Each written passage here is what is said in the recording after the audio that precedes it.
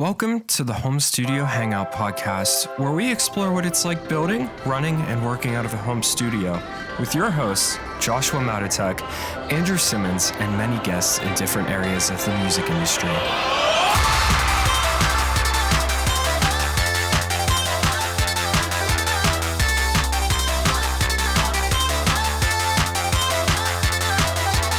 And welcome back to the Home Studio Hangout podcast. Today, I am not joined by my co-host, Josh. He is in a session, but I am your host, Drew, and I'm here today with Mr. Taco Bell Time himself, Phil Odom, the man that has been proclaimed godlike ears by Anthony Fantano. How are you doing, man? I'm doing great today. How are you, man? Doing good. Awesome. Dude, you have a super crazy cool catalog I've been looking through. It's really awesome. Bands like cool. Glare, Military Gun, Portrait of Guilt, and then whenever you were in Philly, like Code Orange and Say Anything and Anthony Green and stuff like that. Those are super awesome, like kind of and a breadth, like a bunch of different stuff. Like those are pretty, wide variations of types of music. Thanks, man. Yeah, if it has guitars, I'm like all over it. So, if it's super heavy or super poppy, it doesn't matter as long as there's like guitars and drums. Like I can work with it. Love it, dude. Well, yeah, man. Super glad to have you here today. Super glad to chat with you. And once again, thanks again for making time to hang out. Of course. Thanks for hitting me up. Yeah, man, of course. I would love to hear kind of how you got started with like music production, whether it was like a band or growing up or whatever, just kind of how you got maybe to where you are professionally. Totally. Yeah. I mean, just at a young age, I got really into punk and hardcore music and playing guitar. And I always just loved guitar. That's how it all started, just being obsessed with it. Yeah. I learned piano and saxophone as a kid. And then like at a young age, started getting into guitar. And sorry if my dog is like licking himself through this whole thing, but it's all good. But so yeah, when I was going into college, I wanted to do music, and I didn't know. My family was very adamant, like you have to get a degree, no matter what, just get a degree. Mm-hmm. And so I was trying to figure out what to do with music and how to get a degree. And I thought, I'll go into music business and work for record labels and stuff like that. And then when I got there, I found out that the music business programs weren't really my thing, but I had to take recording classes within that program. And I was like, oh, well, I'd rather just be in the studio. This is way cooler. I didn't know this whole thing existed because I'm kind of from a small town in Texas. Yeah, I didn't know how anything worked. I didn't know how studios worked. I didn't know how record labels worked. I was really like naive to all that. So when I got into college and I learned about recording studios and just like the nature of all that, I was like, oh, that's my goal. I want to be in the studio recording. And then I learned like what a producer was. And I'm like, oh, well, that's what I really want to do. So I'm going to do that. And I kind of just like narrowed down into now I'm like an engineer, producer, and mixer and a songwriter. And just kind of like after college, when I started working with bands, I had like my personal studio. And I marketed myself as like, oh, I'm a recording studio. Like my studio was called Bad Wolf Recordings. And I was like, okay, I'm marketing myself as a recording studio. You come and record, use my gear. Mm-hmm. And then when I was working with bands, it came up like apparent. I was working with a lot of young bands and I was like, hey, you should try this and you should play it like this. And hey, let's do that take again. And I learned like, oh, that's producing. Mm-hmm. And now I'm a producer. And then it got to the point where I'm like, oh, this chorus, let's sing this instead. Like, let's work on this. Let's rework this chorus. Let's move this bridge. And I'm like, oh, that's songwriting. So now I'm a songwriter, I guess. And it just kind of evolved over time just by helping out bands. I got to kind of become what I am now, which is kind of like this producer, songwriter, shaper of records instead of just a guy who hits record and throws up microphones. Yeah. Which like, yeah, that's awesome. No, I think something. How old are you, Phil? 31. Same age. Okay, cool. Nice. So me and you come from a very similar time, and I talked about this, I think, one other time, but I never really got to like go. It's hard for people to understand that are like slightly younger, where it's like whenever you went into college, in roughly for us, it was probably 2010, Yep. 2009, somewhere around there. Like recording, I don't think at that point had really become like a mainstream thing. It was still very like deep in message boards and deep Yeah. in weird rabbit holes, and you had to go out on like weird websites to like find stuff, and learning anything about it was so hard. So hard. And like, so I did a similar thing where I went to like a private college to do like music education. So I Yeah. learned a lot about like playing a lot of different instruments, and I was like, oh, that's really fun. I like learning to play a lot of random instruments. That was fun.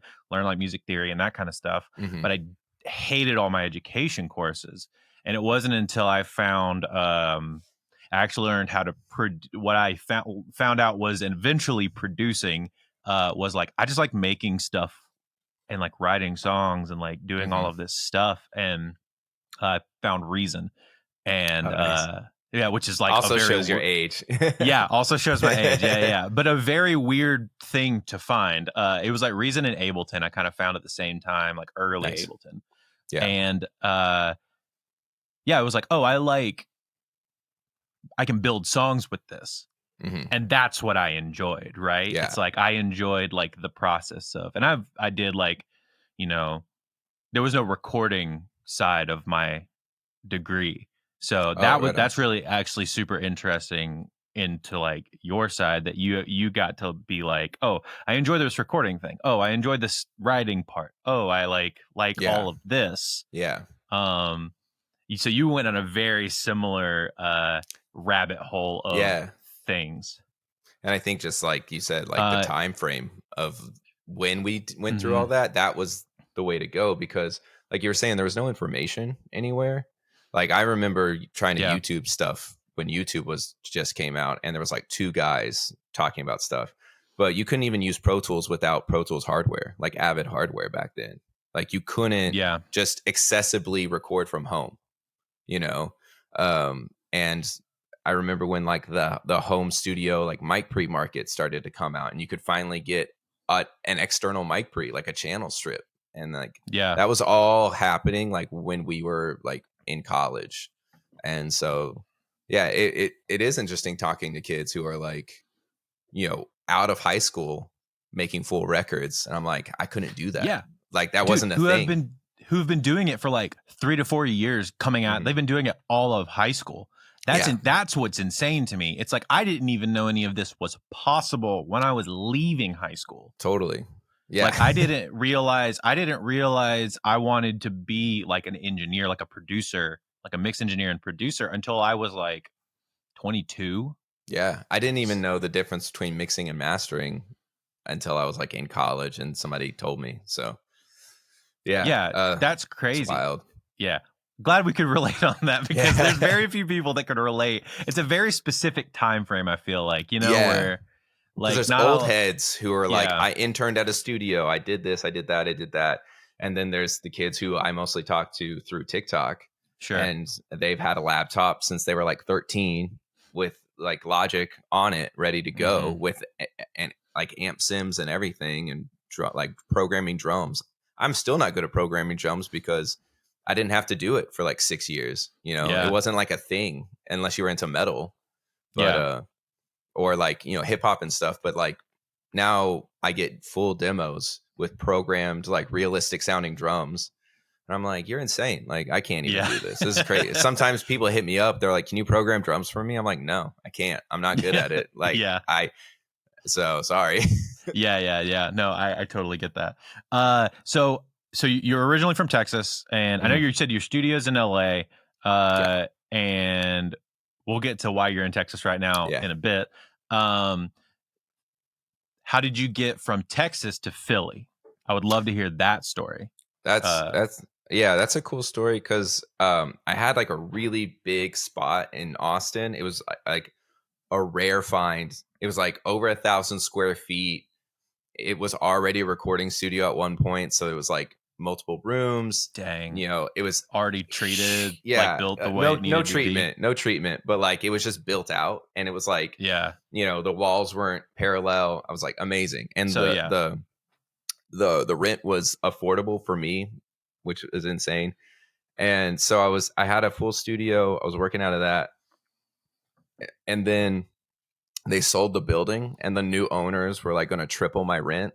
And I was like mainly working with punk bands. And So I was is this kind of when the time when Austin was becoming like what Austin is now, basically? yeah. And it's been doing that for over, you know, 2 decades. Sure. But as far as being a music city, really, that was around that like 2000 and like 14-ish area, probably. Yeah, I can't remember the exact year, but it was the time when like Google and Dell and like the tech was moving in, and so everybody was just selling their properties to the tech companies, and housing was going crazy. You know, rent was going up, and it's happening again now. Like rent is like crazy. None of my friends can afford apartments right now, but so yeah, they sold my building, and the new owners were like, "Here's your new rent." I'm like, I can't afford that, so I guess I'm going to leave.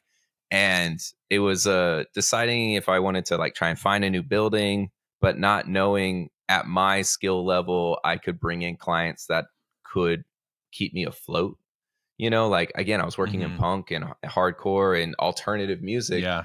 That was rad, but I'm like, I can't bring in big enough clients to pay for like a building anymore in Austin. And so I was like, well, I just need to get better. I need to like level up and work with like bigger people who works with those people that I would want to work with. It's Will Yip, you know? Yeah. And he's like a producer in Philly who I admired since I started. And I was like, yeah, legend. And I loved his sound. I loved the people he worked with. So I was like, if I'm going to get better, I'll learn from him. So I put everything in a storage unit and drove up to Philly and waited outside of his recording studio until he came. And I was like, hey, my name's Phil. I drove all the way up from Texas to see if you needed an assistant. And he was like really taken aback. He's like, holy shit, like what? And and then he was like, kind of crazy timing. I just lost my assistant. I'm wrapping up this Turnstile record, and like shit's kind of crazy for me right now. So like kind of I do. And he's like, just hang out for a week and we'll meet up when I have time and I'll see if we vibe. He's like, because I don't really care how good you are, but I care if we gel. That's the most important thing to him. Yeah. Is if we can work together and if I'm cool and not like a buzzkill. And then he's like, if we vibe, then like, yeah, I'll bring you on. And so, yeah, like we just like, I was waiting for this call to see if we were like gonna like meet and just like have a drink and chill. But he gave me a call. He's like, hey, I'm like recording drums with Turnstile right now. Come and just like hang out. I was like, oh, okay, cool. So I go to the studio and I just hang out with Turnstile and like, you know, I do like a food run for them. And I'm just like, just chilling, like not doing anything, not setting up mics. I'm just sitting in like the assistant chair being quiet. And he was like, yeah, like, do you know Pro Tools? I'm like, yeah. And he's like, all right, well, I can teach you everything that I know about Pro Tools and get you up to speed with what I need you to do. And you seem cool. You didn't rub me the wrong way. You were like, you're vibing, you're cool. So let's do a trial record, which was like Anthony Green's solo record. He's like, let's do that for a month. And then I'll see if you're like, I'll bring you on. So there was like several levels to like, getting the okay to work with Will. So I did a trial record with Anthony Green, and there's a cool story about trial record. Yeah, I mean that was another one where I was like, all right, well, this is like throwing me in the fire. Trial record, okay, I know, right? So yeah, I did that record, and is kind of wild because Will left the room to go take a phone call, and Anthony was like there's something wrong with his guitar, and he was like, I don't know what's happening, I'm just trying to get this like in tune. And I took like a gamble. I was like, yo, can I like look at it, because they were in some weird tuning. I was like, let me just like work on it real quick. And I was just like getting his thing in this weird tuning, and me and him were just talking about like his old bands that he was in high school, and like, Mm-hmm. being in like the Philly scene coming up when he was like younger and stuff. And then Will came back in the room. I handed Anthony his guitar. I went back to my like assistant chair, was quiet again. We Yeah. go through the rest of the day. At the end of the day, we're wrapping up. Will's telling me like stuff he wants me to edit and amps he wants set up tomorrow. And then he's like, oh, by the way, Anthony says that he's got a good feeling about you. You have really good vibes. And I trust Anthony's opinion more than anything. So if Anthony says you're cool, like, I think you're going to be cool. So like you can stick around. I'm like, sick. Thanks, Anthony Green, for giving me the Dang. okay. Like, yeah. so, Shout out. Yeah. Shout out I mean, to I the kind of boy. owe so much to Anthony for that one. And he said it was like in just like really quick passing. They were like working together when I was out of the room. And Anthony was just like, yo, Phil's got good vibes. I got a good feeling about him. Keep him around. And that was it. And that was enough for Will. And I got to stay. And I spent over like 2.5 years with Will after that. So, Dang. yeah. So I I didn't realize just it was like that long. Yeah. I was his assistant for like a long time. So worked on a lot of cool records. Yeah. Were you married at that point yet or no? Oh no, I did meet my wife while I was there, but we were just dating, and because she's from Philly, so that's actually how I met my wife. Was being up there. Wow. But yeah, so I was there for a while, but I was also always traveling back and forth to Texas, because I was like somewhat established in Texas, and the whole goal was to just like get better while I was in Philly. But it ended up being like, a really good relationship with Will. Yeah. And he became like my mentor and was like teaching me things and bringing me under his wing. And so I stayed helping him. And then I would get hit up in Texas to do a record. So all my gear was in racks, and I would just put it all in my car and drive down to Texas and do a record, and then drive back up and hop back in with Will. And I would time it to where, he was like in a good spot with a record to where he's like, yeah, we're good. We're like in a rhythm. Go to Texas. I disappear for like a week, come back, jump back in to the next project with Will. So it was a really good relationship where I got to keep making money and keep building my like discography up, my portfolio up, while still building my portfolio with Will Yip Records and being assistant on stuff like Code Orange, And learning things like literally one-to-oneing, saying, oh, I learned this from Will. I want to try this on a record, can literally the next week be like, we're going to do this weird drum thing or guitar thing that I learned on this record for whoever with Will. That's exactly what happened. I was like, I would learn something from Will, or just like, and just immediately like the next record I had, just implement it and be like, this is my workflow now, and it was like, I would just be doing, and I think that's the cool thing about what I was doing while continuously doing my own records while working with Will. And I think a lot of assistants don't do that. They're just fully an assistant, and that's all they do is their like boss's records.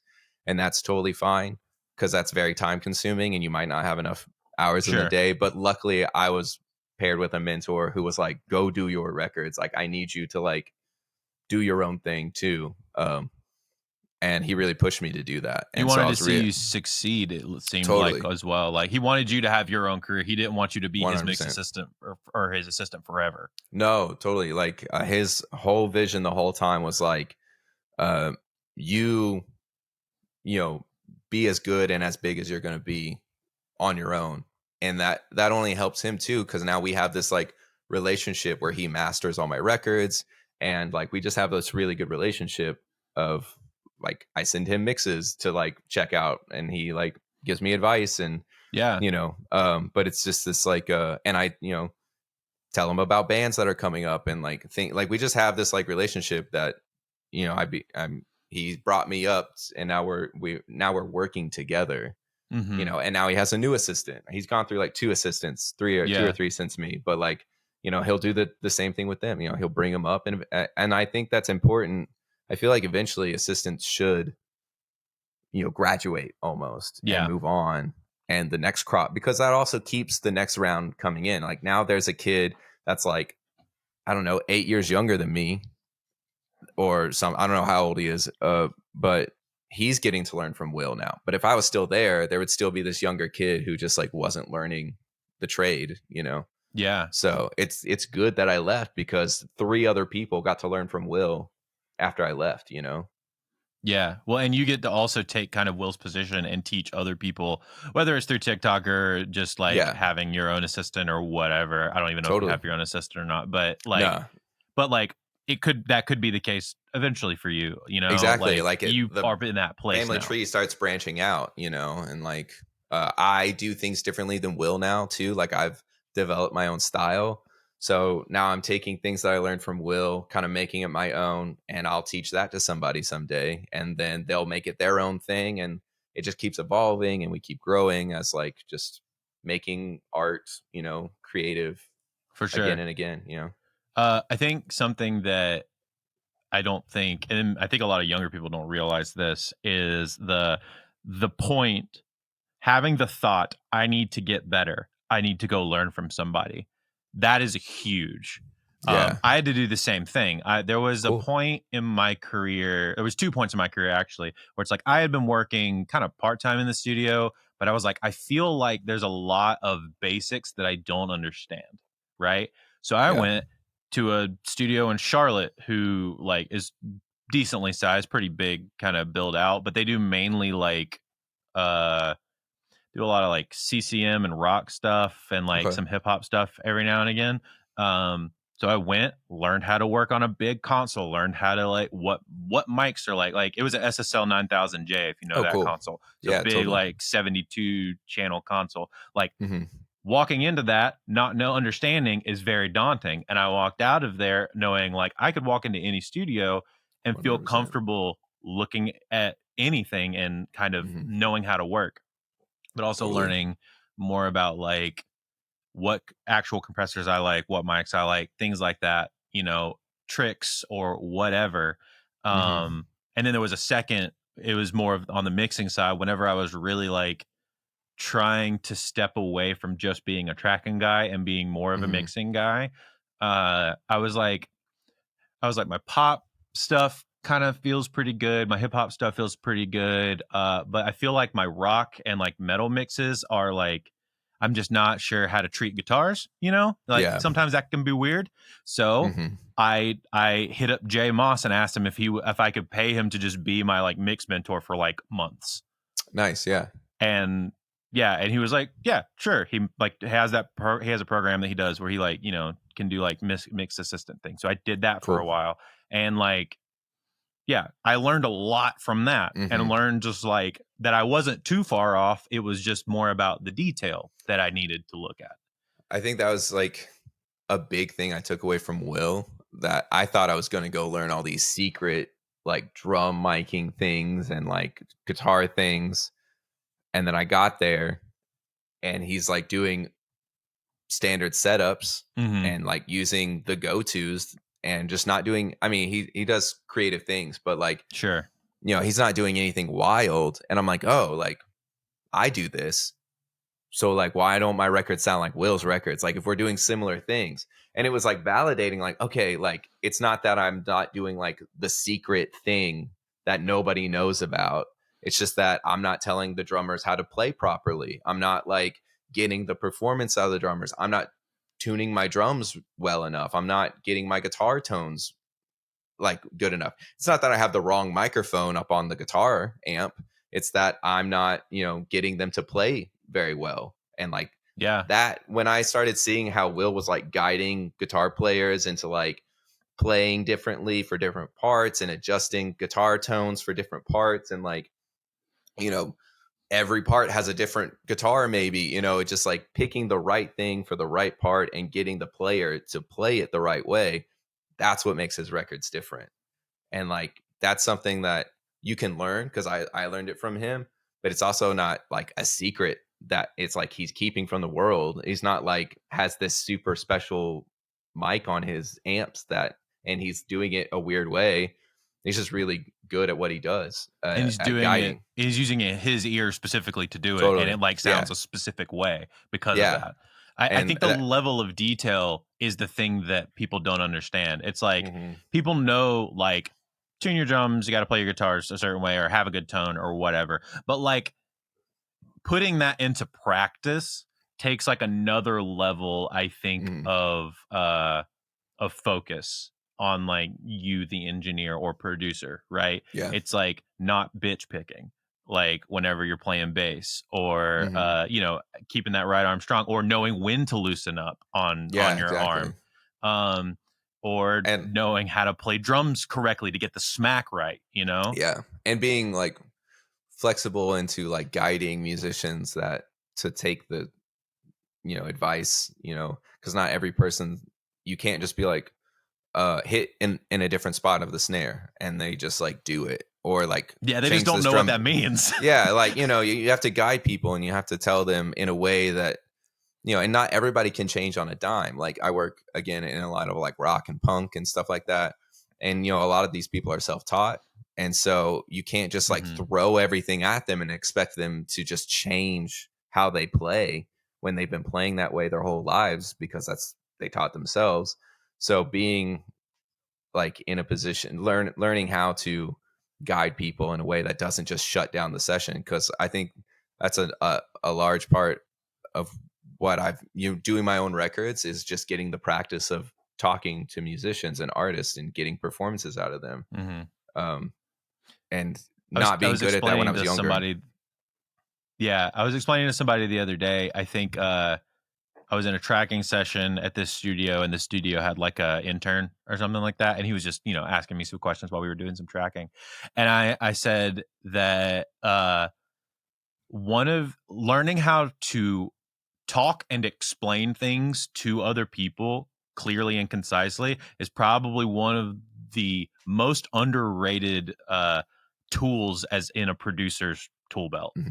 Yeah, I I think being agree. able to confidently explain something to get the end result, or also knowing when not to say something, Yeah, is and that's also like very, very important. yeah, when I'm producing vocals, a lot of times if it's like a band and there's like 5 people, I like at least for the first like song or two, I like to tell the band to like go somewhere else, and not in a like a get out of my space sort of way. It just because I'll need to like get in a flow with the singer, and then I can tell what I need to do to get them to the point where they need to be, but I'll do it in stages.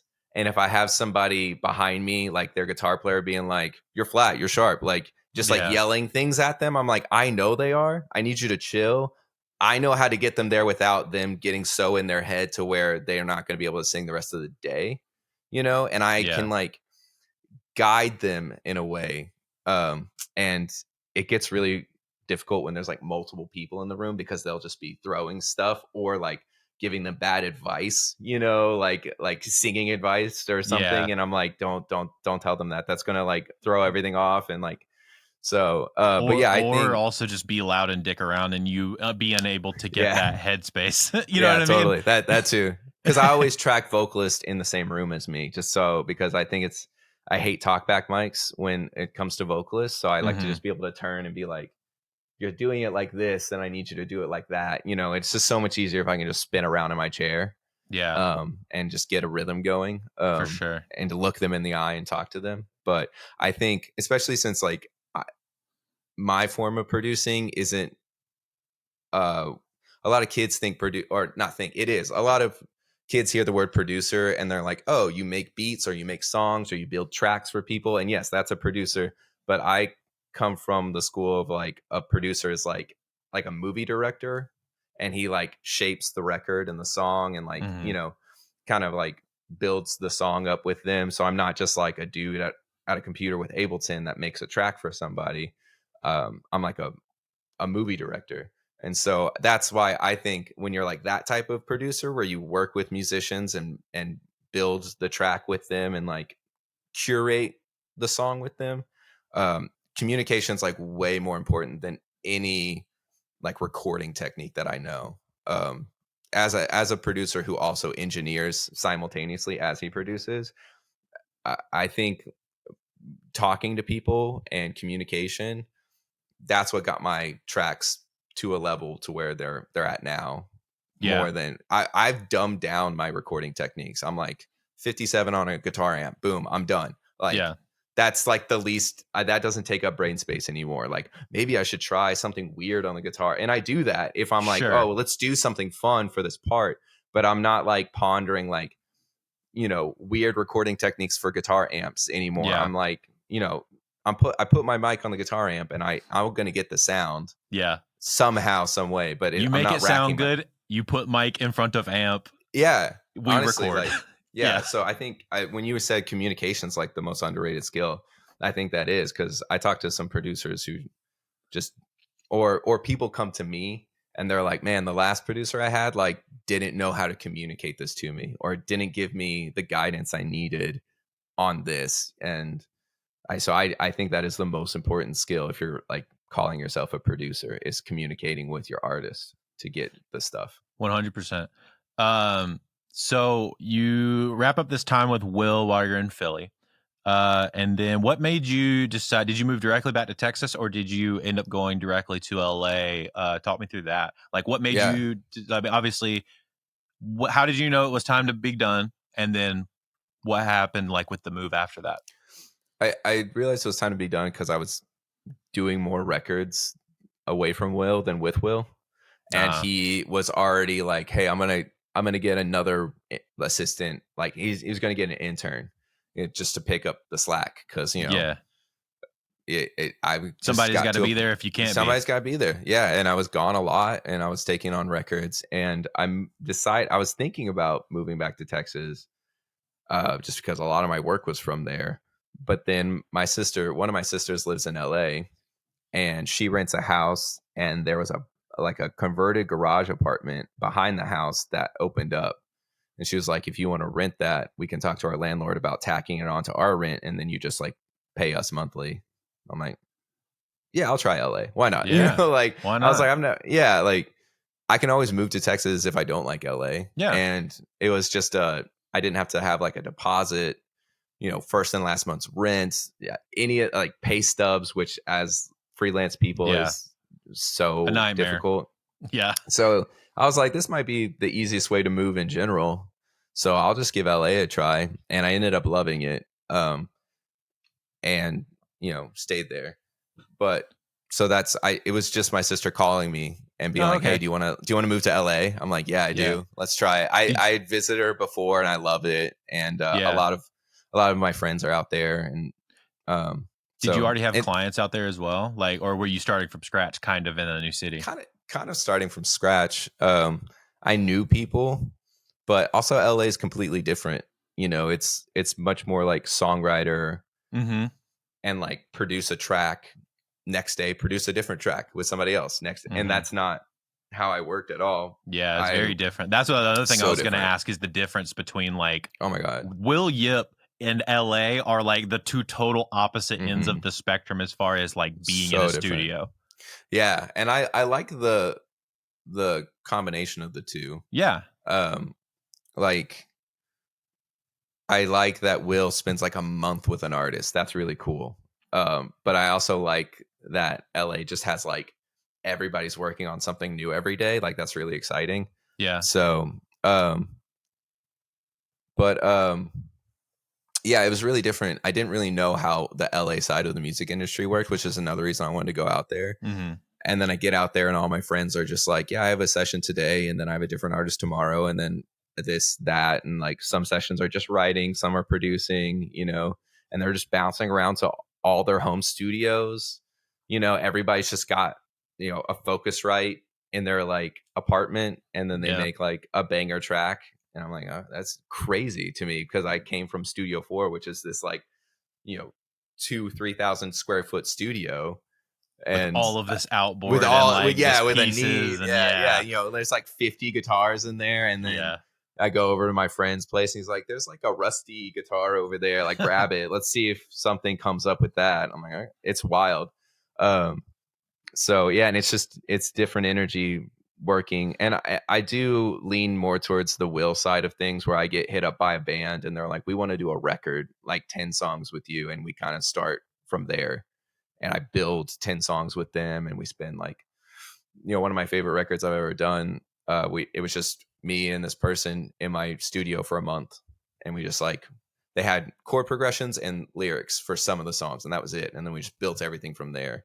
But that's how I like to do records. It's just like be hyper focused on this one record for like a month and just then move on to live in a record, like really live in a record. Totally. Yeah. And I think that's cool, but I also enjoy records more than like singles.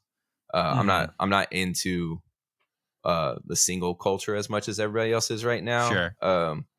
And I understand it.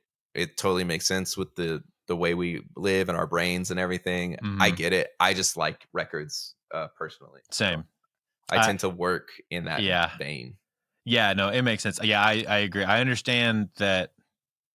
I don't know if it's us or if it's the overlords of the streaming music industry have forced us to be that way. But that is the way that like normal people listen to music or whatever. Totally.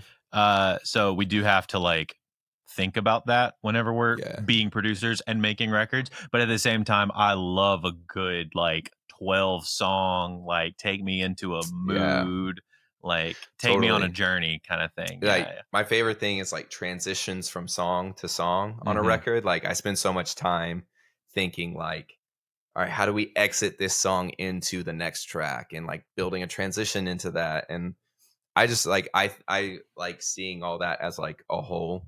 And then I also love just thinking about like live, like, oh, this part live is going to go crazy, you know, like, and thinking about that for a whole record. Like when you play this record live front to back, like these songs are going to crush, you know, and stuff. Like don't play this song live, you know, like, but like these 4 songs are going to be awesome. This is just for the record, you know, this track is so like Radiohead for the record only, you know, go so crazy. Like I love that. I love making a song that's never going to be live, never going to do well on streaming. I do love that. Yeah. So I'm in a post-hardcore band, very like cool. Loathe meets Under Oath, cool. but with a female vocalist. That's sick. Yeah. So we just finished doing a record, and part of the record was like we did a really good job of I've worked, you know, tracking you work on a bunch of different stuff. Something I learned from tracking audiobooks actually is they take room tone. And I was like, that's a really cool idea. So we did that on the beginning of every song for drums and as transitional points. So like we have a song end. We have our first song end was like this big, like, you know, intro song that's kind of different little spice rack versions of the whole record where it's like, you know, got things alluding to other things and all. I love that kind of shit. That's my favorite. And then it ends on this like very dry vocal and dry guitar with the room tone playing, going into the second song that starts out with stick clicks and then it goes right into the song so that the room tone is like the transitionary point. Yeah. Because nothing's weirder than just like the driest signal of a guitar and there's nothing else. Yeah. And then a full track pops up. It's very weird. I've taken like the end of a song where I kept rolling and done that and like put it underneath the intro guitar part because I'm like, it just feels wrong. Yeah. It feels too dead. Like it doesn't feel like you're in the room with the guitar. Yeah. Yeah. And then like fake reverbs don't feel right because it sounds so reverby. Exactly. You know, it's like, but having just air and just like a hiss of a microphone, you know, like really feel like makes those things. So that's pretty cool that you did that. Yeah. Straight up just took that from like learning how to track audiobooks. But the other thing I was going to say is we did a full playthrough of the record, and there are songs on that full playthrough that we will probably never play again because it required like, so I play keys in that band. It required me to play like guitar on like a bunch of random songs. So like the third guitar on stage, like doing all that stuff, just, you know, we tried to do less tracks so it was more, you know, actually played what we could do at least. So some of that stuff was super fun. Being able to play those songs and transitioning all of them like live was super fun. And it's one of those things that I think we're missing out a little bit with the single culture of everything. For sure. I think so. But so moved to LA. Did anything really change for you as far as what you do and the clients you took on really when you did that? Yeah, it did. So talk about some of that. Yeah. It's because I moved to LA and then like a couple months later, COVID hit. Oh, so you moved in 2020. I moved at the end of 2019. Dang. And I like, it took me like a month to get my space all set up. And then I was just like finishing up records. I went back to Texas, did a record. And, I think I moved Halloween night. I got to LA like Halloween night. So I had November, December, and like the beginning of 2020. And then just like my life completely changed, like as everybody. Yeah. That's wild. It sucked. Like I was like, I live in LA. I had cool things lined up, and it was the most shut down city of anybody. Yeah, 100%. I remember it shut down, and I had the Portrayal of Guilt record that Fantano reviewed. COVID hit, and things were shutting down the week before we were going to record that, and it was before we were told to wear masks or anything. Mm-hmm. Like we didn't know. It was like the first week of COVID, like, hey, this is coming to the US. And I was like, talked to the studio. I was like, can we do this record still? It was in Austin. I was going to Austin. He's like, I'm not going to be there. Y'all can have the studio. And we just like quarantined ourselves. Like, but I was leaving LA and I was like, am I going to get stopped at the California border and like to be like no crossing state line? Like we didn't know what the vibe was. Like it was the first week of like COVID, and luckily the drummer of that band worked at Taco Deli, and he was an essential worker, and he just brought us tacos every day. So I didn't see anybody. I was at the studio until like 4 a.m. every night. And then I had an Airbnb, and I just went to the Airbnb for a couple hours and slept and came back to the studio, and we all were just like there, and we didn't, but that was like the last like record I did for a while too. Cause then it got serious, like right after that. Yeah. And all the studios closed after that. So it was this weird window of like everything open. This is like, this is getting weird, and then everything being closed. And I fit the record in that 1 week before everything closed. Yeah, because it was probably that time period in like early March where you were like, I think this is a thing. I'm not sure what's going on. And like we're hearing all of this stuff, and totally that's wild. So what's funny is, that Shane Lance did the exact same thing that you did. I don't know if you know that. That's when he moved to LA. I know he moved to LA in 2020, like late 2019. No way. Yeah. So we had him on the podcast, and he literally was like, late 2019. I was working in a studio in Seattle, and we were like, I think it's time to move to LA. Move to LA like late 2019. COVID hit. So COVID hit, and I did the Patrol record. Yeah. And that was cool. And then I had back. some and so I had stuff like that was like kind of lined up, and I was just like working on some records that just ended up never happening, or they ended up doing it themselves. And it changed my life because I got really good at mixing, because everybody was recording themselves. Because all the studios were closed. And everybody was like, well, you can't travel. We can't rent a studio. I guess I'm going to learn to record myself, and then I'm going to send it to Phil. And so I spent every day just like watching mix videos and subscribing to everything that I could subscribe to, because I had nothing else to do, and I kept getting mix work. And so I was like, I'm going to build my mix template. I'm going to get my mix workflow like smooth as hell, to where I can get tracks, mix it, turn them out. Yeah. And I just like developed my own like mix style and my own mix template, my own workflow.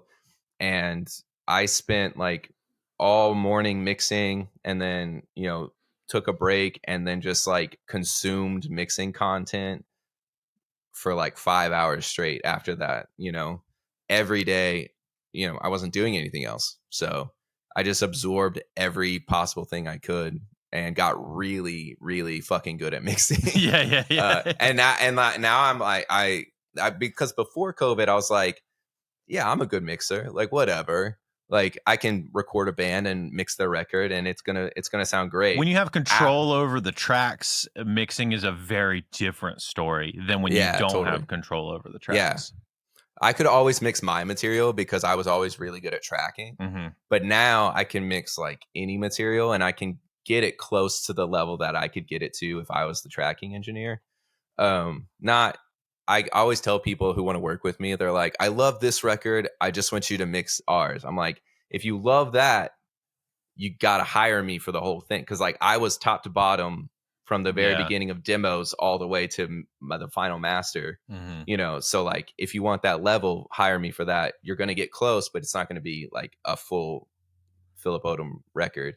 But anyways, yeah, so it changed my life because after like COVID settled down and I started tracking again and working on records again, my mix was like through the roof, and I was just getting so many mixes as a mix engineer. So now I would never call myself like, I was always a producer who mixed his own records. Yeah. But now I like call myself a full on mixer because Mhm. I crush it. I'm like good at it now. Yeah. And it was COVID that changed that, because that's all I did for months, just grinding, just mixing everything, remixing old stuff to try and make it better, finding my flaws that I did in old mixes. Just like Mhm.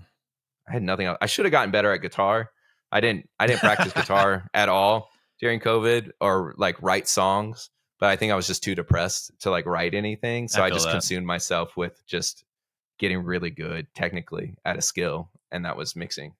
I But it did worked that. out because I make way more Yeah. money mixing than I ever did playing guitar. True. So. I should have probably done something like that a little bit more helpful for my job. I got really into Dungeons and Dragons over COVID. That's sick. That's cool though.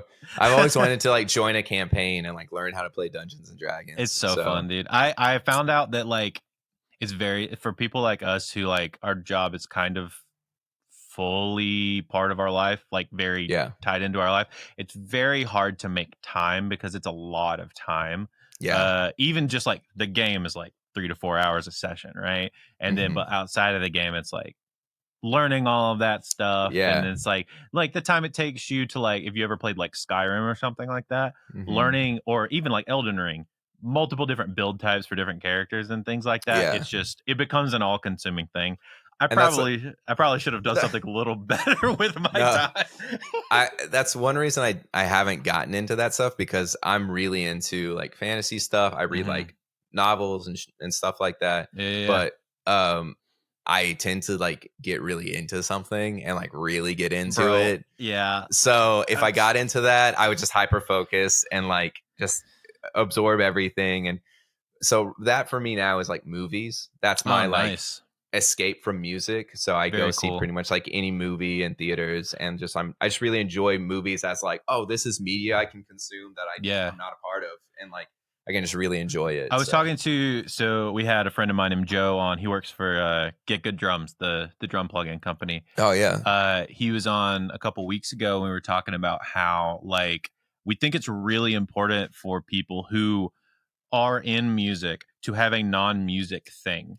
Yeah, for sure. Especially like when you're in full, I think it's like, it's fine to be all consumed with music when you're like, you have another job and you have like music, and it's like maybe 2 part-time things or whatever, and you're kind of in the transitionary point. But when it's all that you do 24 hours a day, you gotta have something to like break your brain from that. Otherwise, I don't not only think for you, but for other people, because then you become insufferable. If your only thing is like only music and that's all you talk about and you can't have a conversation, that also like helps in the studio. Like Will is like a big sports head. He has like the largest collection of game used Phillies gear in his basement. He's the biggest sports fan. I didn't realize he was a sports nerd like that. Oh yeah, like anything Phillies, like basketball, football, like hockey, like anything. Mostly Phillies stuff. That's like, but anyways, he can talk with people about sports, and he can talk about movies and stuff. But like the hang in the studio, just talking about stuff, and for me, it's like books or movies or stuff like that. That's important. And if you don't have any outside interest, it's awkward, and people don't know what to talk to you about. Like you can't talk about other music after you just made music all day. It's like talk about something else, literally anything else. Yeah. So Yeah. I think it's important, even just for the hang in the studio, working with artists, just to have literally anything else to talk about. I actually think it's probably a good idea especially if you're trying to be a producer, mix engineer, whatever, or honestly, even tracking engineer, kind of whatever. You still need to be like a chill hang in the studio. But I think it's kind of important for you as a producer to kind of have a wide knowledge of a lot of different stuff, just so that whenever you are producing a record from somebody and they have an interest, you can at least like be involved in their interest a little bit, right? Yeah, totally. I think with every record I do, we kind of like get into something. Like, there's like a thing, I don't know, that's just like a bit or like just something that becomes like a thing for that record. And, sometimes it's like a special interest or that, we just like reference or something throughout. And, I made one record where we just quoted School of Rock like throughout the month. Just like like eventually we quoted the whole movie, but we just talked about, movies a lot. And that was like, but yeah, I forgot where I was going, but no, it's just, I think it's a good thing for you to have a wide breadth of knowledge in order for you to like, so a good, for instance, is like, I'm kind of into sports, but like I'm kind of in the sports of way enough to know that like I was in the studio with, and their guitar player was like big NFL guy, and I was like, all right, cool, I know enough to like have a conversation. I know enough about NBA to have a conversation, or college sports or whatever, but I'm not really like a sports dude outside of soccer. So yeah. But then like if you talk nerd stuff, like I am into that, right? Novels, video games, like or honestly like business stuff. I enjoy talking like, the business of the music industry or the business of like YouTube stuff or whatever. Just like, I enjoy things. Totally. I think having that knowledge, like I said, is a good indicator of you attempting to be a good producer also. Yeah. But also just like showing interest in your artist's stuff. Like I was working on a Ceremony record with Will, and like this big wrestling event was going to happen. And Anthony from Ceremony, the guitar player, is like a huge wrestling head. And, there was like some match that was going down, and we like all watched it together. And I knew nothing about wrestling, but they were like explaining it to me, and I was like interested because like they're interested, and I was sharing this like big event with them while they were all watching it. And like I know nothing about wrestling and I didn't keep up with it, but in that moment it was like really cool to me, and we shared some stuff and like got to experience a moment. And I think that's really important because like the next thing, there was like Law Dispute, we were doing a record, and the bass player was watching Buffy for the first time, and he all the way through. And I'm like, I know about Buffy, so we got to talk about Buffy as he like watched the series for the first time. And so like you just like find things to connect with artists, whether you know about it or not. Like I knew a lot about Buffy or anime and like stuff like that, but then I knew nothing about sports or wrestling. But I'm like down to learn from the to bond with people. You can't be like not get into stuff that your artist is into. I feel like you have to kind of like bond over things. And I bonded over wrestling with Ceremony, and I still work with Anthony today because we were like, I was like a cool hang. And now I moved to LA, and when I moved there, he hit me up. He's like, hey, will you track this thing for me? I'm like, yeah. So I work with Ceremony sometimes. And maybe it's because I was like at that hang, like talking about wrestling with him, and who knows? For sure. But so I got a couple things I want to squeeze in, but first I want to hear about, you're currently not in LA, actually. You're currently in Texas. Currently, next week I will be in LA. But But right like, now, in this moment, right now, you're in this moment, you're in Austin again, right? So I watched your video that you posted about like this whole situation. Oh, right on. And I thought it was super cool that you were like, wife wants to own a house. Wife, I assume. Correct? Yeah, okay, we're married. Yeah, we're married now. Okay, dope. Yeah, wife wants to own a house. Can't afford in LA because who can? Who can? And but you found a place in Austin back where home makes sense. And you have kids? No kids. No kids. But I have nieces and nephews here. Yeah, Like, so you have family here. there. So yeah. And like get to be around family now. So you were like, yeah, we'll just buy a house in Austin. And like yeah, that decision was awesome. I gotta say, like, I'm married. I do have a kid, but like, Oh, right on. Congrats. Thank you. He's 2 and he's absolutely wild and will throw himself off of anything. So yeah, that's why I don't have kids. Exactly, dude. Bro, yeah. But we had kids late, so it's fine. I knew what I was getting myself into. Yeah, totally. Totally. It's not like I was 22 having a kid and I was like, I have no idea what's going on. Yeah. No. You were prepared. Yeah, super prepared. So but yeah, that I don't know. I just like to hear you kind of talk through that like decision that you and her kind of made, because that can't have been an easy one for sure. No, it definitely wasn't. Because I'd lost so much time in LA because of COVID. And like it wasn't like COVID slowed down and then suddenly everything was back to normal. Everybody lost so much money. It took forever to anybody have a budget to do anything again. Especially like on the grand scale of like the records that you like to do. Exactly. Studios were open, fantastic. Nobody could afford to record there. Like, so I was like getting myself out of that hole, and like everybody else was. So I'd lost like a lot of time, and I fell in love with LA because I was just, walking around North Hollywood for like months and months and months alone, and just really became my home because I spent COVID there in my little converted garage, for a lot of it alone. So I fell in love with the city. I was wanting to get more out of LA before I moved. And so I was very staunchly like, I'm not moving. Like this is where I live. This is, I work here. I love the city. Like LA is like so cool to me. Yeah. I feel so at home there. But we were living in a really small apartment, and rates went up again because COVID was over and everybody was like, we need to make our money back. So all the apartments like jacked up their rent. So we couldn't move out of our tiny apartment because we couldn't afford anything else. Yeah. And it was just, we were just like trapped, like couldn't move, didn't want to move to another state. And I was like, it was like really rough.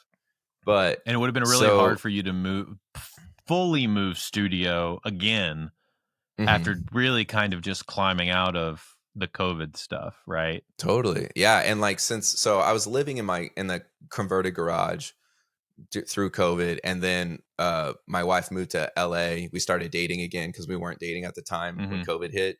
And then, we got back together, moved into an apartment with her in LA. So that converted garage became my studio, and that fully became a studio. And so I have a space not attached to anything in LA. That's insane. Yeah, that's and like very affordable amazing. rate. That's amazing. Yeah, it was great.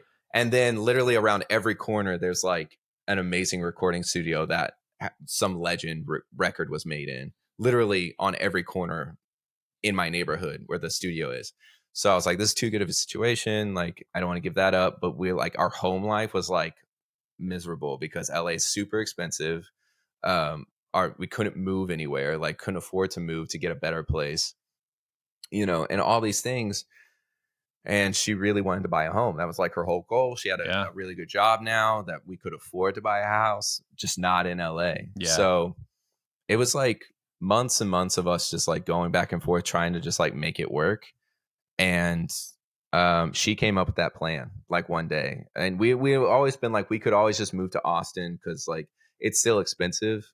But like, it's not LA though. It's not LA expensive. And like housing has gone up since we moved here. And so like we caught it at a really good time, which is why we made the plunge.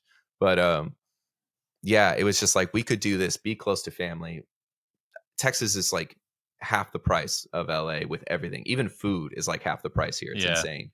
And so we could do all these things. And then she was like, and you can keep your spot and just go back and forth, keep pursuing like LA clients and like building your career in LA, which is like really important in music. But also, like I said in that video, I was coming to Austin like probably every other month anyways to do a record, or convincing Texans to like drive out to LA, which because is like hard and near hard. impossible sometimes. I mean, and now I'm just doing it, but Yeah, but it's hard because I'd be like, no, come out to LA, and then they'd have to find a hotel for 2 weeks, and that's like super expensive.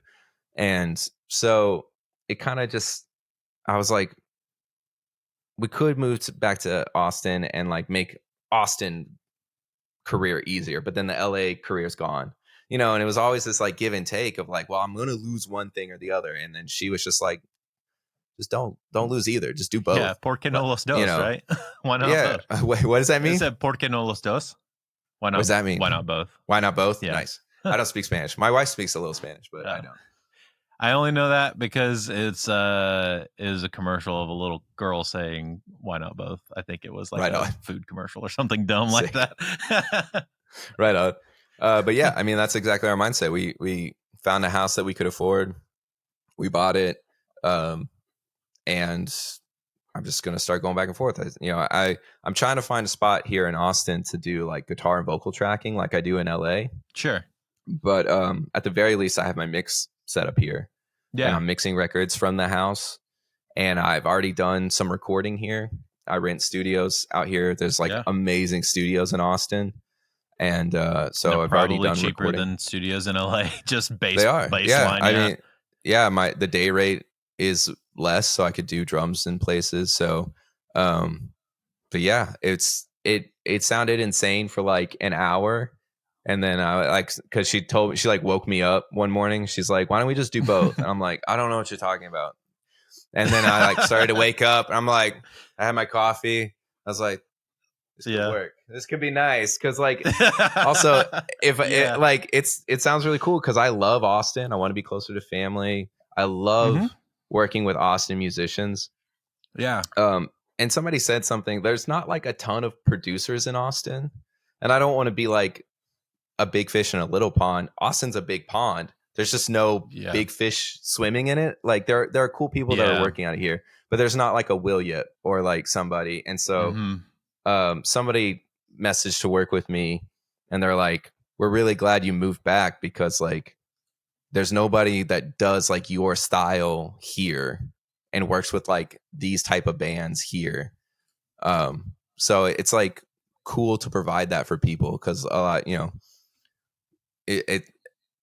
it's nice to just be like the guy here, which is nice. Or one of the guys. There are people that work out of here that do my style, but like it's just nice to feel like, because LA is so big, like you could throw a rock and like be hit an amazing producer. I was gonna say, I think the only guy I can think of even remotely close to that area is Machine, and I don't even think he's close to Austin. Yeah, and then he has an old assistant that lives here that works with bands and stuff. So there's definitely people here. Sure. But like it's not like 1 in 3 people you meet are going to be a record producer. Yeah. Right. Which like when I'm hanging out in LA and I'm like, hey, what do you do? And they're like, oh, I made this song, and it's like this like amazing chart topping. Yeah. Oh, that's so crazy. Yeah. A friend I have that I met in LA, just like walking my dog around, like plays guitar for Sam Smith. I'm like, okay. And I just like met you walking around. Like everybody in LA is doing cool stuff, is really good at what they do. Yeah. But anyways, like there's not a lot of people out here that like will like do what I do, what we've been talking about this whole time, with like start with a demo and like work with a band all the way through and kind of like guide them and stuff. So it's nice to be able to do that for Austin, because I feel like Austin slept on a lot. Texas bands in general, they're amazing. Yeah. There's like I think we have some of the best bands in the world, but only like a few get out there. There's bands like Narrowhead and Power Trip and Glare. Those bands are like getting out there, but then there's just like all the bands that those bands play with like are also amazing. How are they not like rock stars? So for sure, if I can like help with that, that'd be golden. Yeah, no, for sure. Well, I mean, you're kind of setting yourself up to do exactly that, but also not have to give up the other part of like growing your career into areas. Totally. Yeah, and which is like pretty LA, sick. like we talked about, is a lot of writing sessions, which I'm doing more Yeah. and more of. Sure. So having a spot in LA to just go there and do writing sessions and have my spot still, and because that's not a big part of Austin's market, is like Yeah. songwriting. You know, it's a lot of bands and a lot of like musicians and stuff like that. So Mhm. it's two different worlds. So I'm glad to have a spot in both to do two different types of work. So Yeah. No, that's really sick. We've crossed the hour mark and I want to be very conscious of your time. So, thanks. let's do the last little bit, which is some nerd talk, some music Oh, nerd cool. talk. Sweet. So what's something I got just a couple questions. What's something right now that you're like really stoked on, whether it's like a production trick or like a miking trick or just like something you figured out mixing or whatever. Just something that gets you stoked whenever you think about it. Let me think about that for a second. Combined reverbs, like I think so not combined reverbs, but shared reverbs. That's more of what I'm talking about. Okay. So I think when I was younger mixing, everything had its own reverb or no reverb at all, you know. But now I'm into a phase of like, especially since I have like faders in front of me and I can like send stuff and just go by feel. Having like guitar reverb, one guitar reverb room, guitar delay, and then kind of just like sending things into that and having like 8 guitars share a reverb. And like, you know, just not having like this guitar has its own reverb, this guitar has its own reverb, this vocal has its reverb. Like the Glare record I just did, I have like some hardware reverbs, like rack ones. Yeah. And a large part of the sound of that record is like 4 guitar layers going into one reverb and printing that reverb in, and like shared reverb, just like wall of sound of reverb.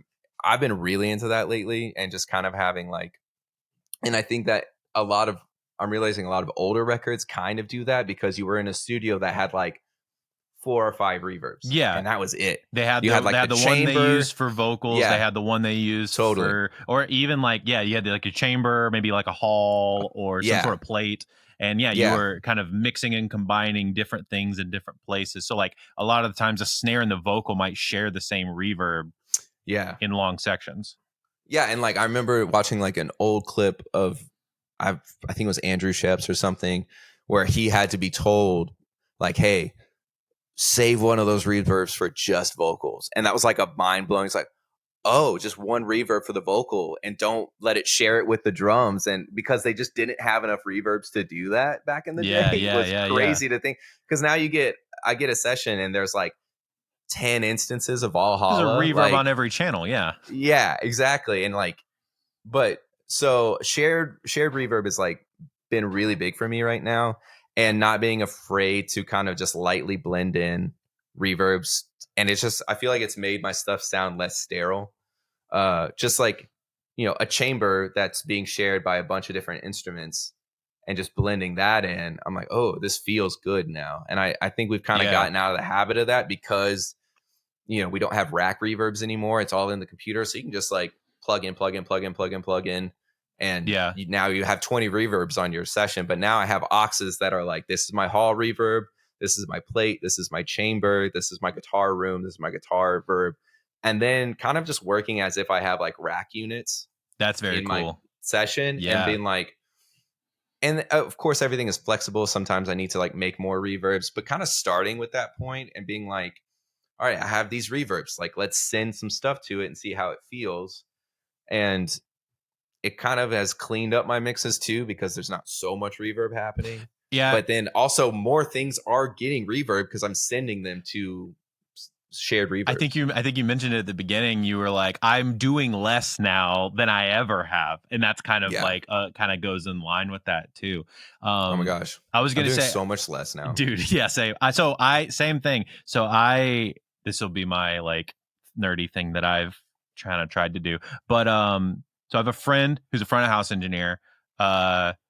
And I always find like taking ideas from front of house and trying to implement them into the studio and like seeing how they work kind of interesting. So Hmm. he runs front of house for like the Deer Hunter and Beach Weather and Oh, like sick. yeah, he's really good at what he does. So he was like, yeah, I started doing this thing called it's called mid-side dry vocal. So Okay. so he creates buses. He's got a mid bus, a side bus, a dry bus, and then his lead vocal bus, like you would normally have. Uh, and instead of feeding things to like, I mean, you can still do like under buses, you know, like guitars or drums or all that kind of stuff. Yeah. Do those normally, but he said he's been starting with like so lead vocal is the lead vocal and all of its stacks. um the dry is like drums, percussion, effects, things like that. Your mid is anything that you need to want that's like either mono or needs to be like, you know, center channel, basically is your center channel. So like bass guitars or any lead guitars that you want to like really sit in the center. And then Hmm. side is like, you know, spread rhythm guitars, spread vocal stacks, synths, whatever. And he said kind of balance everything and do some like, if you know, do your general cleanup first and then pull everything down to just those buses and just affect those buses first. Interesting. Yeah, right. And I tried it, and it did create an interesting amount of separation for me. Yeah. Because I'm processing my side, so my wide stuff, a lot differently than how I would process, but they're all being processed together and the same Yeah. differently than I'm processing my mids. But also because they're all grouped that way, my lead vocal can sit like I can pin it like right on top Hmm. of everything and not have Interesting. everything envelop it. Yeah. I thought it was Yeah. super interesting. I tested it on a mix the other day and it worked pretty well. I need to do another couple things with it, Yeah. I think, to make it like an actual process. But the idea of it's very interesting, I think. Yeah. And I can see the separation, how that, if you're affecting things bust out that way, how that can really help. And like live, it's all about the vocal. So like it makes Sure. sense for him. Why? It's Yeah. funny, and a lot of the stuff I work with, I get the note that the vocal is too on top of the mix too much. So because I work with Yeah. like rock bands and stuff, and they for some reason have the Yeah. biggest problem with being able to hear their vocals. They just don't want Yeah. to for some reason. They want a So vocal buried right under the kick drum. so much. Yeah, exactly. If it's barely audible, they love that. Yeah, for sure. Cool. And then I think the other thing is that I generally like to ask people is what is something that a band, an artist, some music. I like new music recommendations all the time. Hmm. What's an artist that you think that you're one that you're stoked on, and then one that you find highly underrated? Hmm. One that I'm stoked on. I think I jammed the Boy Genius record a lot. That's not underrated. Ooh. I mean they're playing stadiums. No, So but if it's you're like that stoked on it, yeah, it's solid. But yeah, I'm really stoked on that. I think it's really cool. The production is really Just interesting on that and, record. and it's like I go back to it. It's like one of the few like records that have come out that's like a Mhm. record. You know, I feel like it's a collection of songs that feels Yeah. compiled intentionally. So I really Yeah. like that. Something that's underrated though. And it can be Mm, old. It doesn't have to be new. It can be kind of from whenever. So like we had a really? friend on who his underrated record was the Gautier record that came out. The Oh Somebody yeah. I Used to Know. That actual Yeah. record is really good. So it's true because the singles from that are great, but like the whole record is so It's good. fantastic. It's an And ode to and indie pop. there's like a documentary that he made, like a YouTube documentary, Yeah. YouTube series making that record. It's really cool. You should go watch it because he like dives into his like sampling process. Yeah, I saved So it in my watch later list to watch once he mentioned it's very that cool. I think he Yeah. had some sort of something on there. But yeah. Um, But yeah, that was his. So if there's one that you can think of that's just like super underrated that you find underrated, it doesn't necessarily have to be underrated, but it Yeah. can be that you find that doesn't get enough love. I mean, can it be a record I did? Because No, I it can be. genuinely Yeah, think it can be a record that you did. Yeah, yeah, yeah. I did a rap record with this artist called Plato the Third, Okay. and it came out on Polyvinyl Records, and it's their first rap and hip hop artist that they've ever signed. They do like indie rock, like American football. Yeah. Jeff Rosenstock is on there. Like they do. They're Very like a indie legendary stuff. like Midwest emo. Yeah. Like they were like on the forefront of all that in like the late 90s. Legendary label. And then they signed this rapper, and he sampled Modest Mouse and some other stuff that I'm not going to mention because it's like cool and I don't like mentioning what the sample is. But Sure. yeah. But I did a whole record with him, like co-produced it with him, mixed it, and I jam it, and my wife jams it too. Like we sometimes just get in the car and put it on. I love listening to that record. It's amazing, and I don't think it got the love. There's so many songs that I'm like, this is gonna blow up on TikTok, and just like haven't, because people just don't know about it. But yeah, there's the singer for American football sings the opening track, and Dang. it's like cool, and it's got a bunch of people from like we're from the same hometown, me and Plato, and we got a bunch of musicians from our hometown to play and sing on it, and it's like this really guitar driven hip hop rap record, and it's got like shoegaze elements and indie rock, and like I said, it samples like Modest Mouse and and we got the sample cleared from Modest Mouse. Like it's a true That's so sick. like yeah, and Is it's it really The Devil Has Texas? Is that the one? yeah, that's the one. Yeah. Okay, sick. So Adding that one to my list. I think it's so underrated. Like I think it should be like one of the biggest records out. I think it's so sick. Not just because I worked on it. I just jam it. Yeah. And that's how I know. Like there's 3 records that I've done that I jam constantly. And it's that one, the Absent Father record that I did, which is an amazing record. And then my own band's record, Ivy League, Future You. Yeah. Sometimes I just put those records on because they're front to back, like cool records. Yeah. And I just enjoy listening to them, not because I did them, just because they're awesome. It's not honestly though, there's nothing more fun than listening to a record that you did and being like, one, I would listen to this whether I did it or not. Yeah. And like the fact that I got to do it just is like extra awesome. Yeah. You know what I mean? That's how I feel about the Absent Father and Plato records. I'm like, I would jam this anyways. It's cool that I'm the one that did it, but like this is just a cool record. Yeah. These records are friggin' sick. Yeah. No, I'll have to check that one out, man. I'm gonna add that one. I think we have enough of these at this point because this was like a semi-recent thing that I started asking this question. And I think I'm going to create like a big Spotify playlist of like underrated records and just start adding all of these to it. That'd be cool. So people could go jam them and figure it out. But yeah, dude. Well, yeah, unless there's anything really specific that you want to talk about.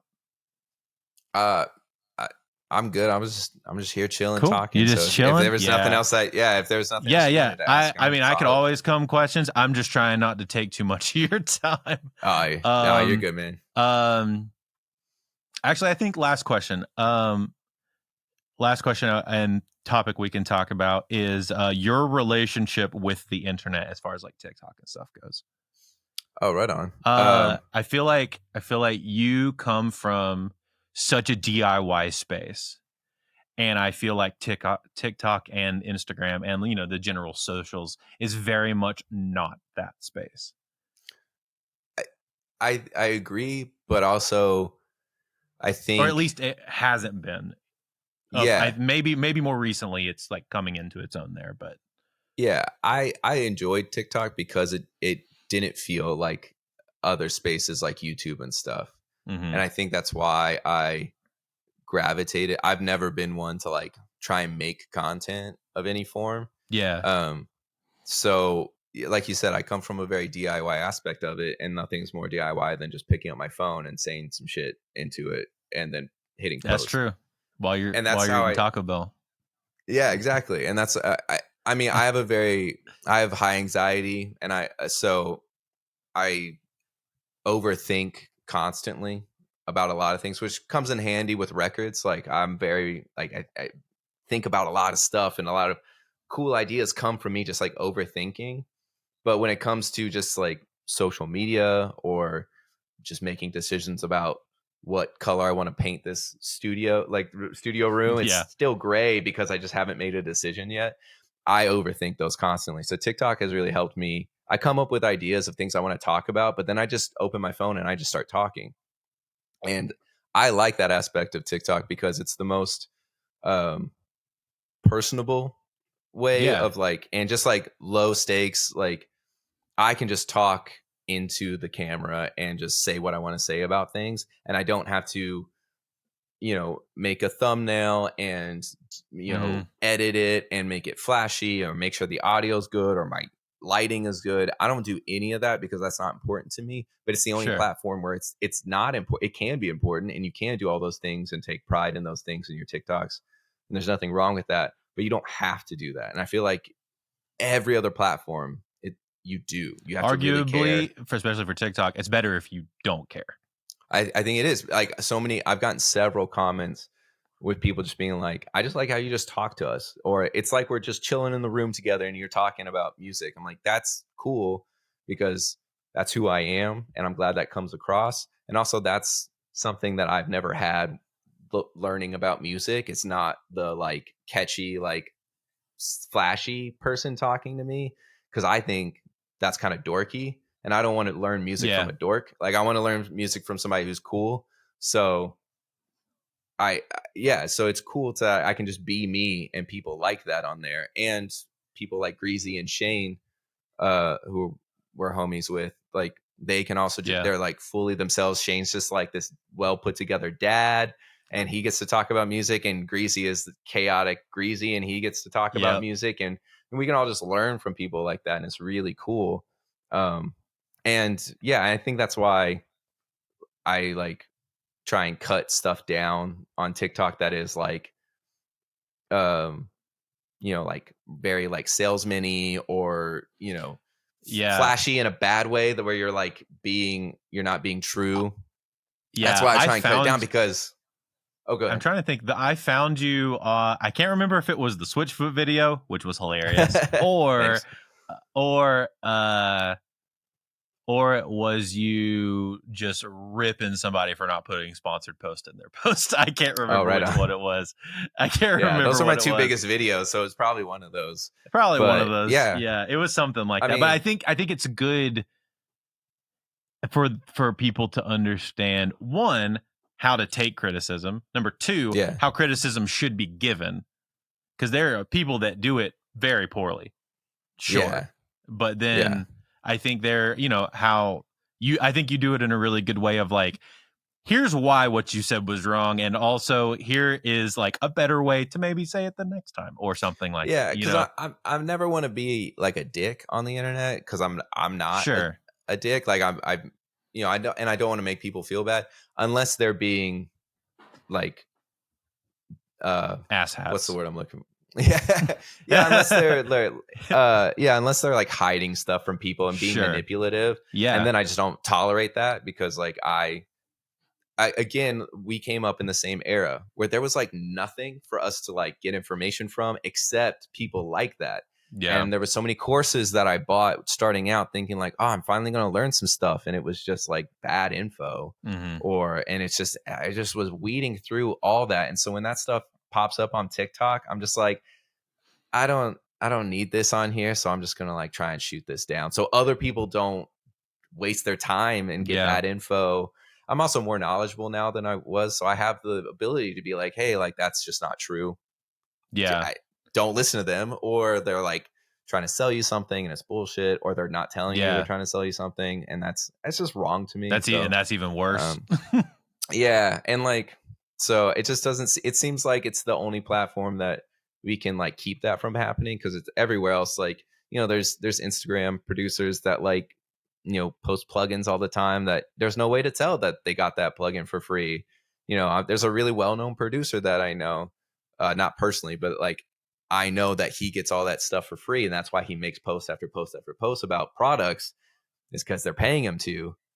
And that sucks, because and he doesn't like, have to kids say anything about it. And kids are just, and he doesn't, we don't know if he actually, like I know he doesn't use them, but like kids don't know, so they're just buying up these products because he's posting about them. And I know that's what influencing is, like literally influencing, but we don't have to do that on TikTok because it's not really that way yet. For us, it is for like other Yeah. things, but like our community is so small that we can just be like, hey, like you're peddling stuff. And like TikTok has very clear guidelines. You're supposed to put ad or paid partnership. Yeah, you have to.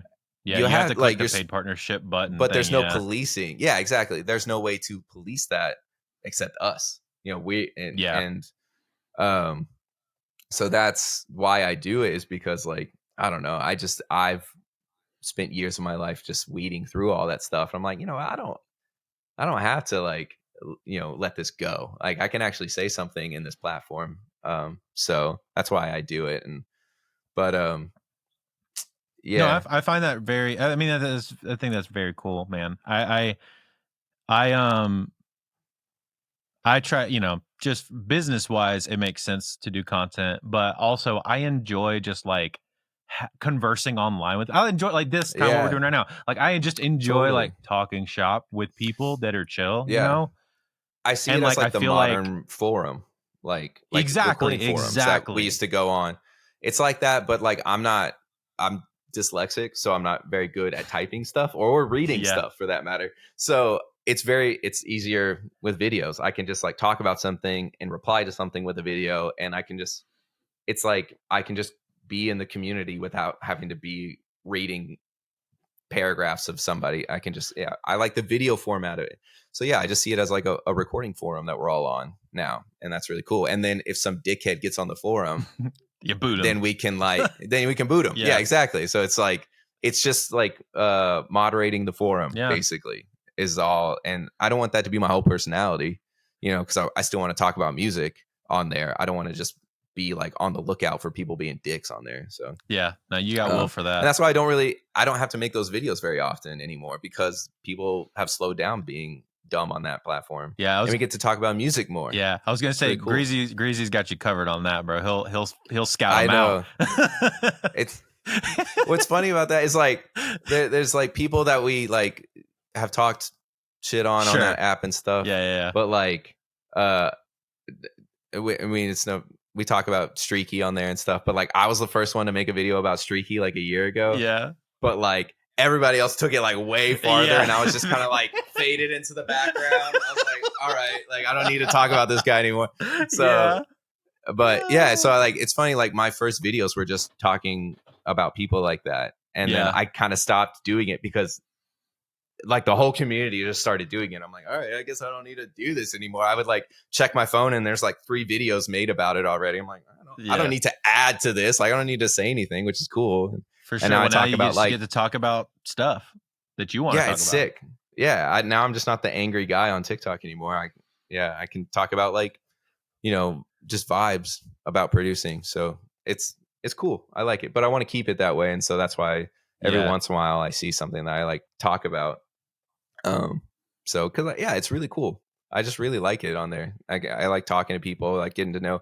It's so good for like, I've gotten so many like first time people who are making their first records from TikTok because they see my content and they feel comfortable with me. And they just like, they already kind of know me because I talk very like just like you and me are talking right now. I just talk on TikTok like that. So people see that and they're like, this guy could like maybe work on my record.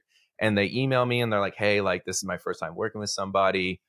Like, are you interested in doing this? And they're just comfortable enough to like reach out to somebody for the first time. It's so scary. Like I remember coming up when I was in bands in high school, like I didn't know who to reach out to and I would get left on red all the time. But it's cool that it's like young artists that are on there, like finding stuff out and learning about people. And then they could be like, oh, maybe this person could work with me. And they're comfortable enough, like emailing me because I've made them comfortable enough because I'm so. I was going to ask you chill. if you had gotten reached out to by people on TikTok, just for random work and stuff.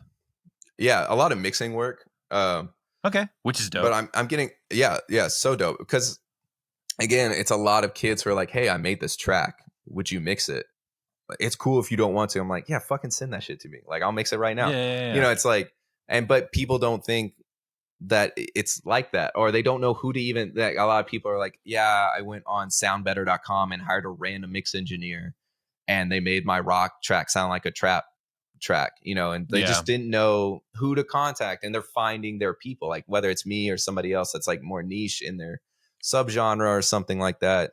It's a way to find people, and you can vet people and see if you like them or not before you even have to work with them, which is really cool that you can kind of like get a vibe for the person you're working with.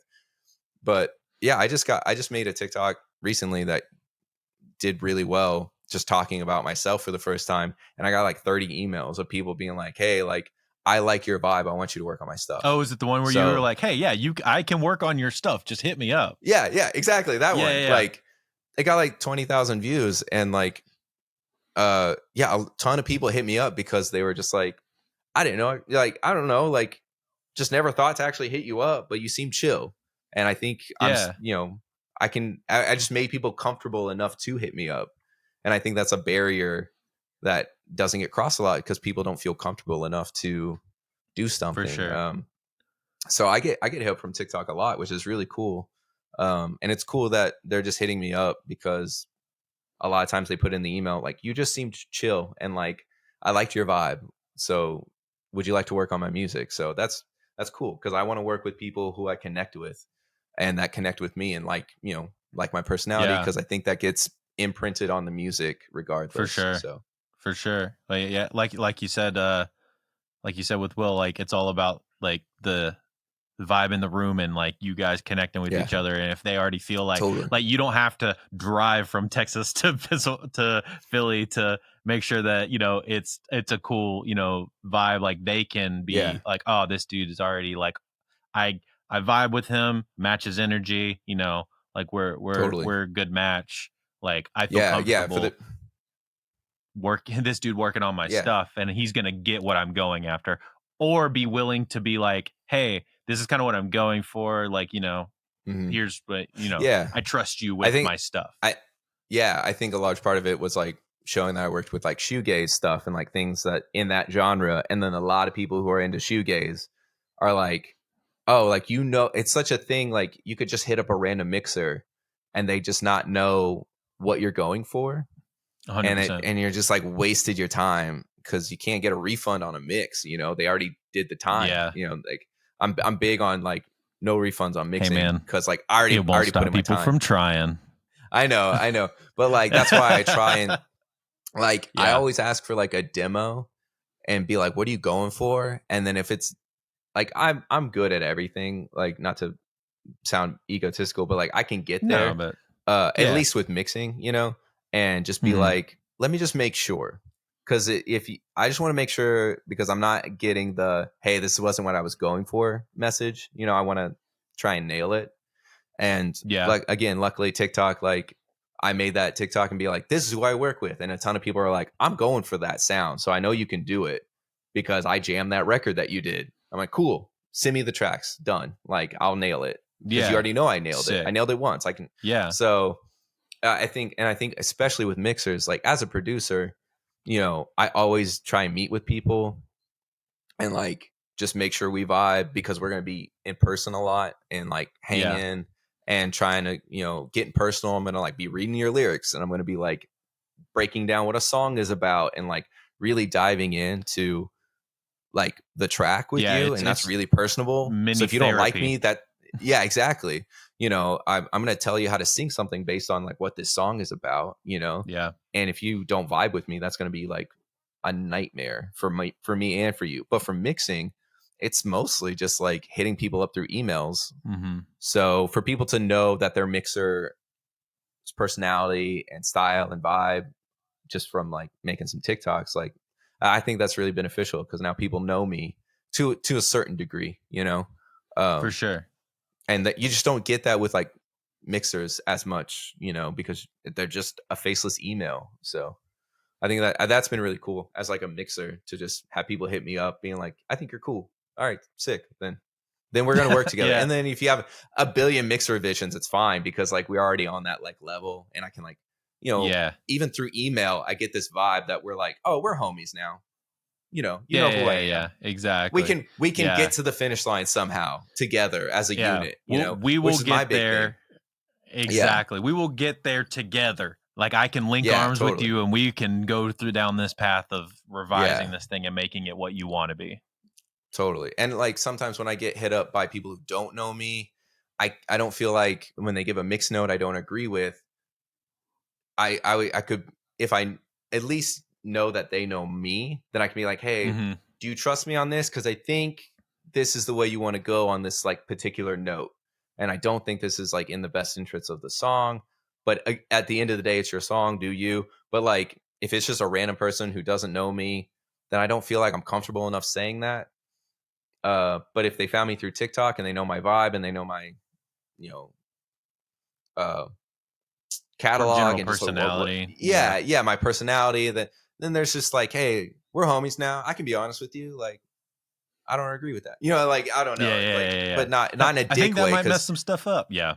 Yeah. Like, I think especially, again, I work with a lot of like new artists that don't necessarily know certain things. And I can be like, hey, you're wanting this, but as soon as you like take this to a car, it's going to do this and it's going to be weird. So like maybe meet in the middle, like I can like give my expertise without being like, I know better than you. I've done this, like nobody wants that, especially with their song. Yeah. So it's been nice to get hit up and people kind of know me. So I feel comfortable helping them out with stuff still. For sure. Well, dude, on that note, I think that's a good place to end. If they do want to hit you up, where can they hit you up at? You can email me through my website. It's just if you Google Phillip Odom, my website pops up. So that's nice. Really? I went through your TikTok bio. That works out great too. Like if you search TikTok or Instagram, I pop up. And you can DM me on there.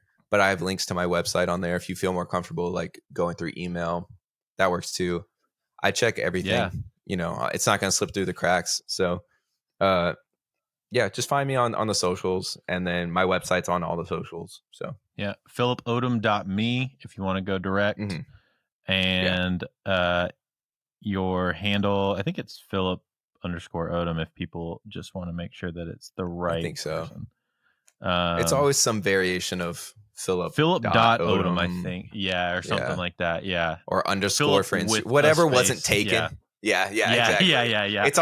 It's my name everywhere, so I don't have like a handle that I go by or anything. It's just my name. So. No, that makes sense. I got lucky enough that music by DRU wasn't taken everywhere, so that works. Nice, lucky. That's sick. It's branding. It was a pain. But yeah, dude. No, thanks so much for hanging out with me today. Thanks for asking me. Yeah, bro. Listeners, thanks for listening. Thanks for your time and attention. Go check out Phil. Go say hey on socials or whatever. Give him a follow. And we'll see you next time. See y'all.